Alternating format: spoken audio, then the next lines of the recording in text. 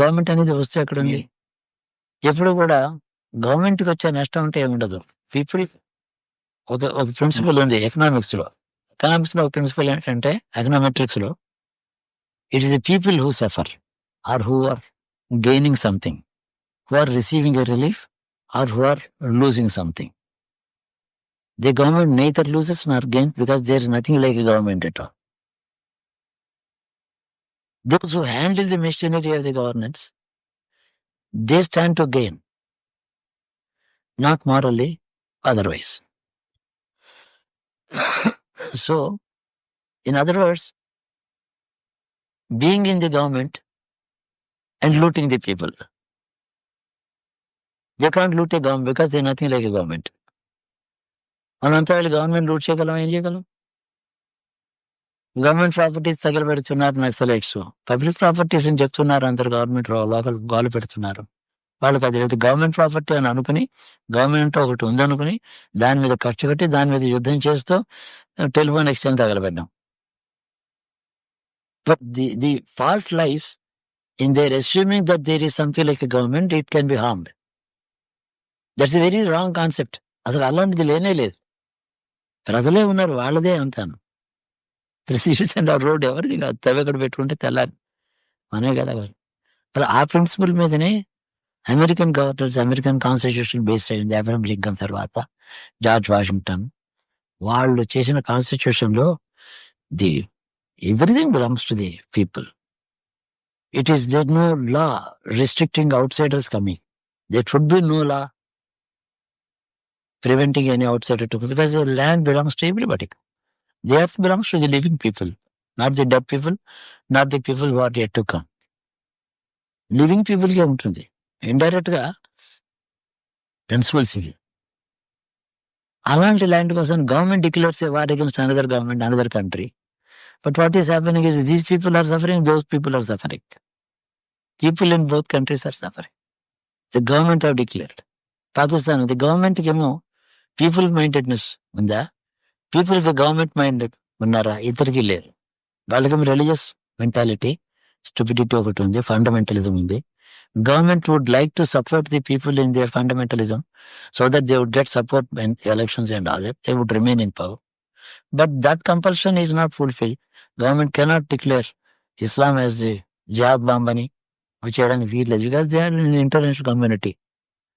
Somebody can ruin that country. Ultimately lost వాళ్ళకే వస్తుంది. Iraq లో ఒక బ్యాడ్ గవర్నమెంట్ ఉంది. ద పీపుల్ హూ సఫర్, వాళ్ళు చచ్చిపోయినారు కదా.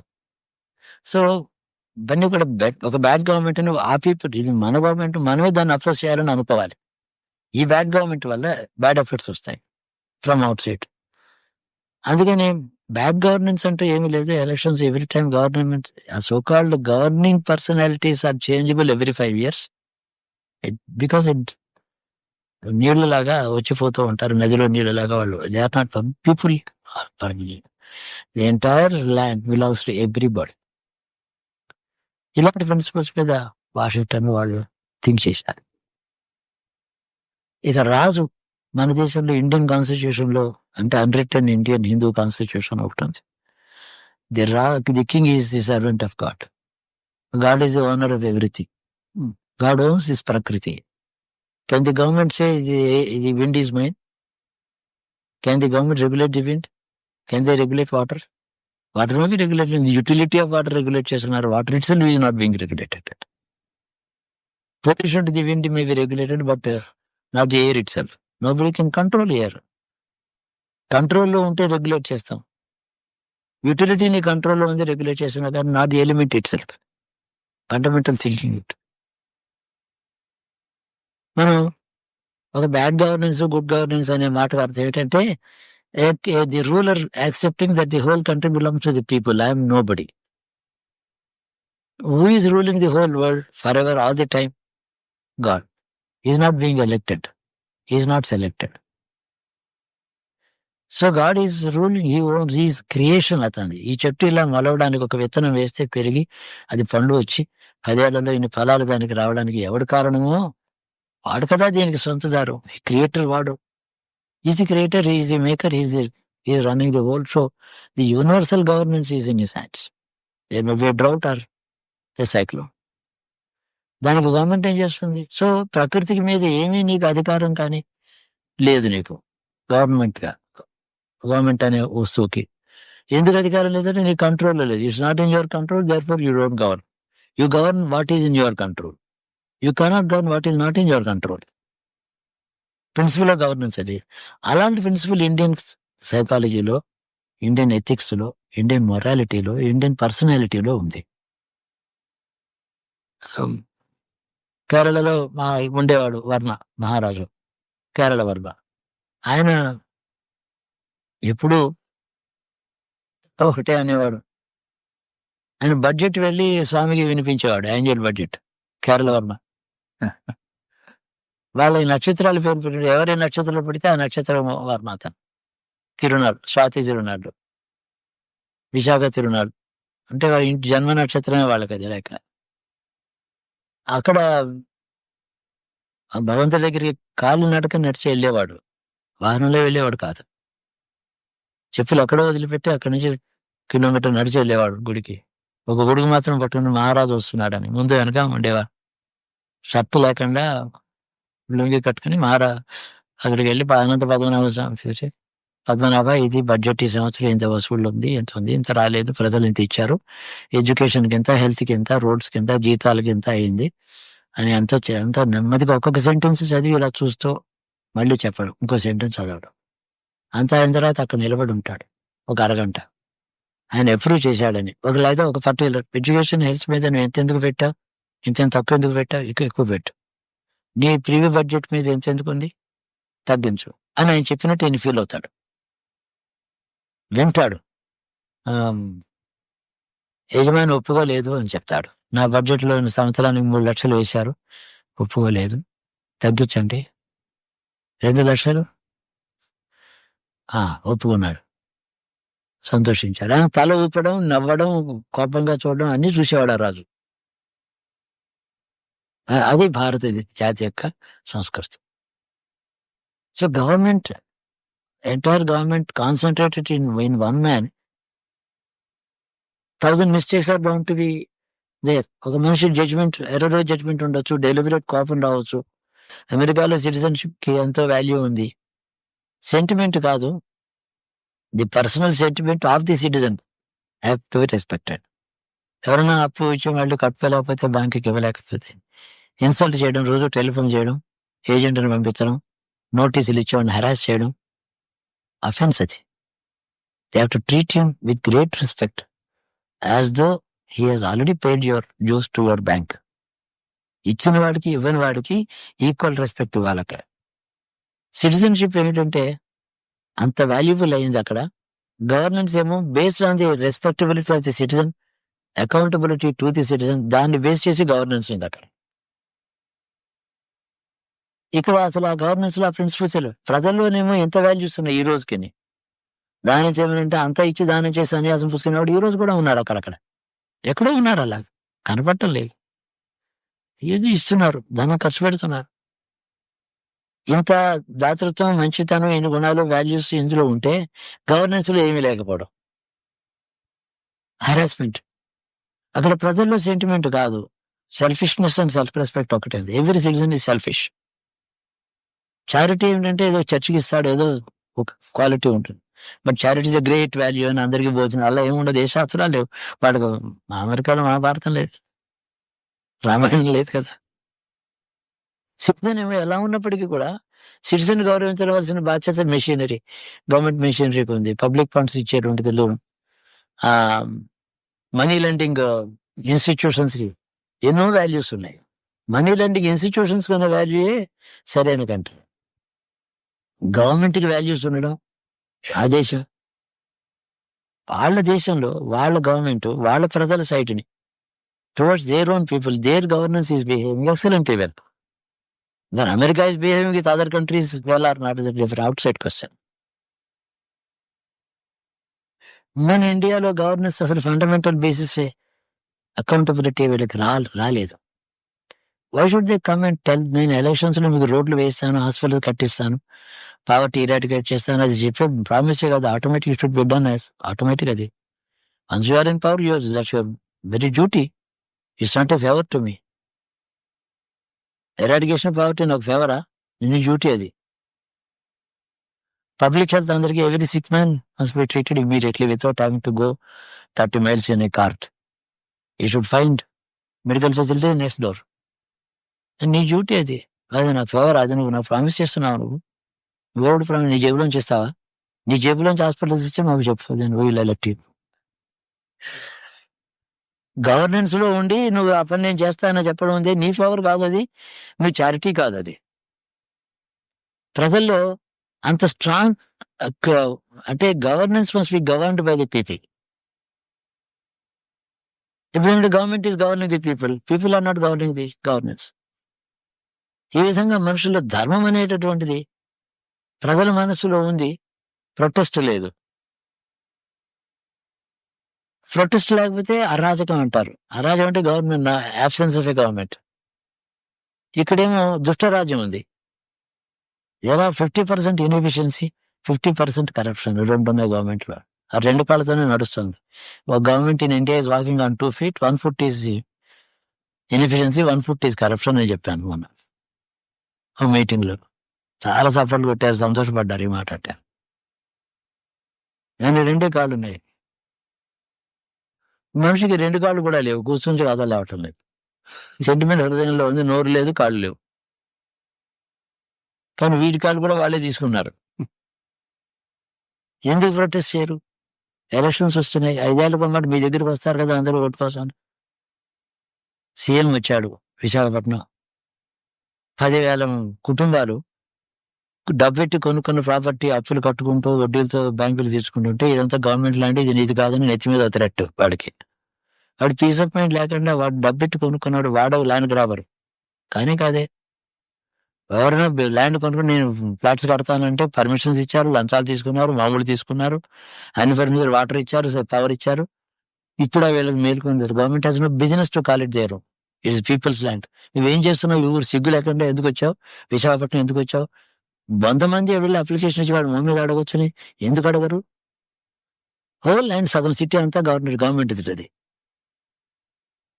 అదే గవర్నమెంట్ అంటే ఎవడు? గవర్నమెంట్ అంటే నువ్వా?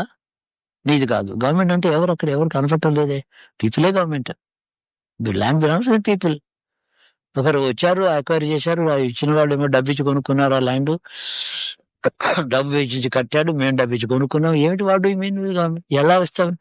ఎందుకంటే అడగరండి వీళ్ళు, ఒక్క మాట వెళ్ళి అడగలేరే. అంత నిర్వీర్యులై ఉన్నారే మనుషులు. ఏమిటంటే సెంటిమెంట్ వాల్యూస్ ఉన్న ప్రజలు, ధైర్యచర్యాలు నోరు లేని ప్రజలు.